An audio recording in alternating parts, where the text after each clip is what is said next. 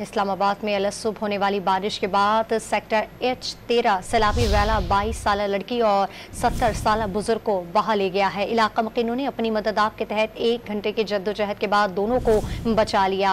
Mobile footage में लड़की और बुजुर्ग को पानी के बहाव के साथ बहते देखा जा सकता है और ये फुटेज आप डॉन न्यूज़ के टेलीविजन स्क्रीन पर भी मुलाहिजा कर रहे हैं। इस्लामाबाद में अलसुबह होने वाली बारिश के बाद सेक्टर H13 सैलाबी रैला 22 साल लड़की और 70 साल बुजुर्ग को बहा कर ले गया, जिसकी फुटेज भी आप डॉन न्यूज़ के टेलीविजन स्क्रीन पर मुलाहिजा कर रहे हैं।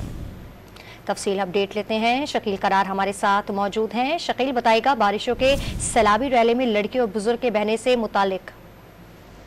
जी बिल्कुल, ये वाकया आज इस्लामाबाद के सेक्टर H13 में पेश आया। जब सुबह के वक्त बारिश तेज जारी थी तो एक 22 साल लड़की और 70 साल के जो बुजुर्ग है वो तेज पानी के बहाव में बह गए और जब उसको इलाके के वकीलों ने देखा और उसका रिकॉर्ड भी किया मोबाइल में, उसके बाद इलाका वकीलों ने ही मिलकर इस लड़की को और बुजुर्ग को बचाया और उनको हॉस्पिटल मुंतकिल किया।